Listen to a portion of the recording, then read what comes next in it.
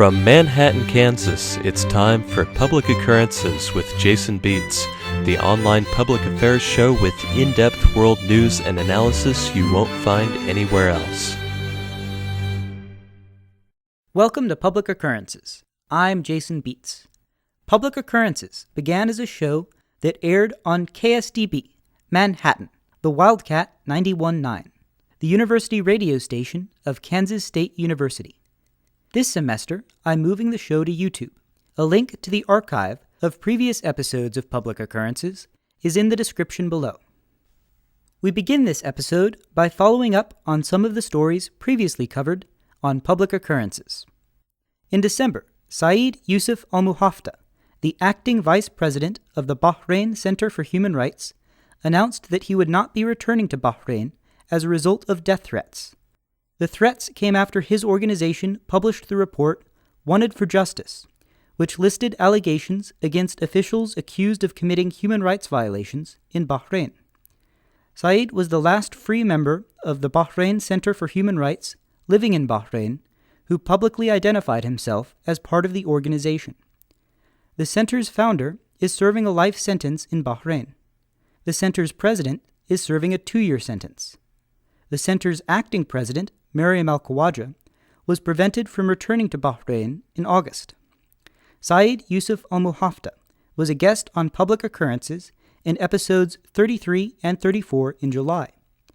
In that interview, we discussed the case against him in Bahrain, where he was charged with spreading false news on Twitter. He was acquitted in that case in March 2013. An appeals court upheld that verdict in September. Nikki Leskinen announced on the page for her local music program, The Insolent Badger, that her college radio station, KRFH, will be receiving a low-power FM frequency. Nikki was the former station manager of KRFH, the college radio station of Humboldt State University in California. I interviewed Nikki about her time as station manager of KRFH on episode 31 of Public Occurrences. If you live in Arcata, California, starting in March, you can listen to KRFH on 105.1 FM, but everyone can still listen to the station at krfh.net. We begin our tour of world news in Russia. The Federal Bureau of Investigation is dispatching several dozen agents to Russia to help with security during the Sochi Winter Olympics, which will take place in February. Greenpeace and Pussy Riot activists were among the thousands of Russian prisoners freed as a result of an amnesty law passed by the Russian Duma in December. After their release, Maria Alohina and Nadia Tolokonnikova, both members of Pussy Riot, announced they are launching the human rights organization Justice Zone that will focus on issues concerning Russian prisons. They were arrested after singing a profanity-laden song in a cathedral criticizing the Russian Orthodox Church's support for Russian President Vladimir Putin in February 2012. They were freed with just over 2 months remaining in their 2-year sentences. The Greenpeace activists who received the amnesty were imprisoned after attempting to board a Russian oil platform to prevent it from drilling in the Arctic in September. Originally, the 30 activists were detained on piracy charges. Later, investigators reduced the charges to hooliganism. Greenpeace's website reported Anna Paula Masil, one of the formerly imprisoned activists, as saying, "Right now, my thoughts are with our Russian colleagues. If they accept this amnesty, they will have criminal records in the country where they live, and all for something they didn't do." In October, a Russian appeals court upheld the conviction of Russian opposition politician and activist Alexei Navalny for embezzlement but suspended his 5-year jail sentence. Navalny was convicted of embezzlement in a trial in July that was criticized by Amnesty International as unfair. The trial of another Russian opposition activist is on its way. Sergei Udaltsov is charged with organizing mass disorder during a protest in Moscow's Bolotnaya Square in May 2012. Clashes between protesters and police during the protest led to dozens of injuries. Udaltsov rejects the charges against him, saying they are an attempt to discredit opposition to President Vladimir Putin. In December, Russian President Vladimir Putin announced that his government will be replacing RIA Novosti, a news agency that is funded by the Russian government, with a new news agency.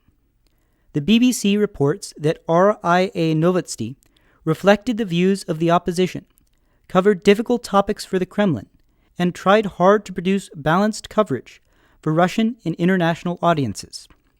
In its own article on its closure, RIA Novosti said that the decision is the latest in a series of shifts in Russia's news landscape, which appear to point toward a tightening of state control in the already heavily regulated media sector.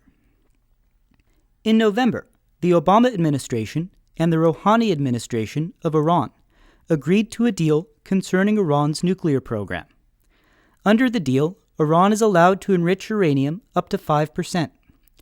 Before the deal, Iran enriched uranium up to 20% in its research reactor.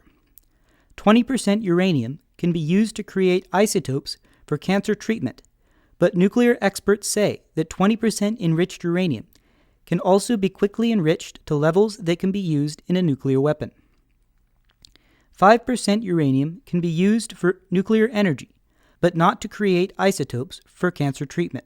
Also, as part of the deal, Iran agreed to dismantle equipment required to enrich beyond 5%, dilute its store of 20% uranium, and expand access to its nuclear sites for observers from the International Atomic Energy Agency. Extensive sanctions on Iran prior to the deal cut Iran's oil exports in half, devastated its economy, and brought considerable hardship to the Iranian people. As part of the deal, Iran will get gradual and limited sanctions relief. Israel, Saudi Arabia, and members of Congress have criticized the deal for not ending all uranium enrichment by Iran, an outcome Iranian President Hassan Rouhani says Iran will not accept. President Obama can waive sanctions temporarily, but only Congress can repeal them completely. The current deal is only for 6 months. A longer-term agreement is currently being negotiated. Next, we turn to a subject familiar to long-term Public Occurrences listeners, the NSA. The NSA revelations were previously covered on Public Occurrences in episodes 31 and 37. In September, Fantástico, a Brazilian television news program, revealed that the NSA has been spying on the Brazilian state-owned oil company Petrobras. Former directors of the company speculated that the NSA spied on Petrobras in order to obtain industrial secrets, such as deep-sea drilling technology. The NSA denied this allegation, saying that they were seeking early warning of international financial crises and insight into other countries' economic policy or behavior that could affect global markets. In October, the German newspaper Der Spiegel revealed that the NSA spied on the cell phone of German Chancellor Angela Merkel. One possible reason for the surveillance is the ongoing negotiation of a trade agreement between Germany and the U.S.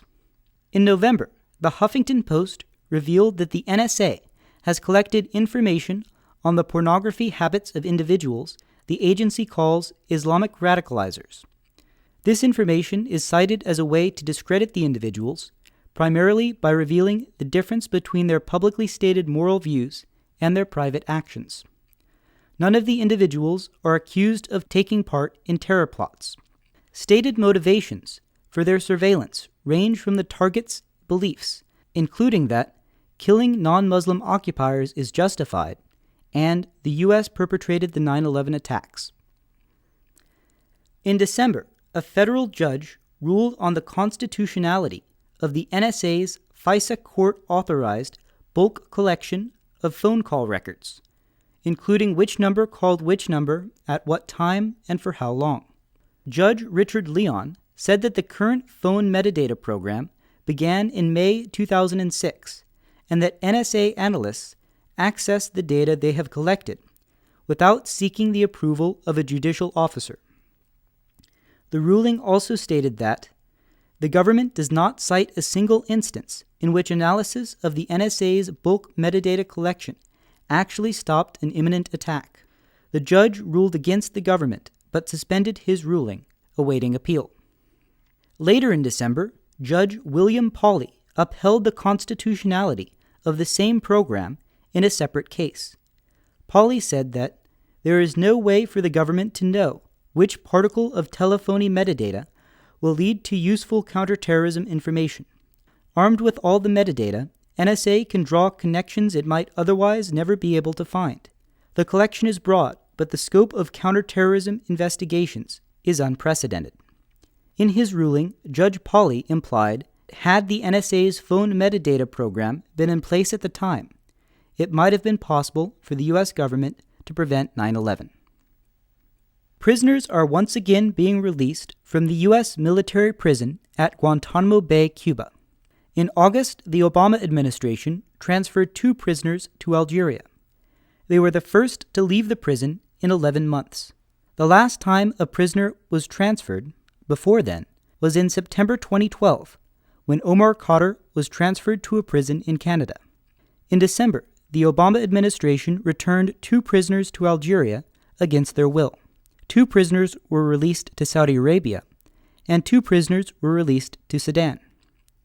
In January, the Obama administration released the 3 remaining Uyghurs at Guantanamo. Uyghurs are a Muslim-majority ethnic group in a province in western China.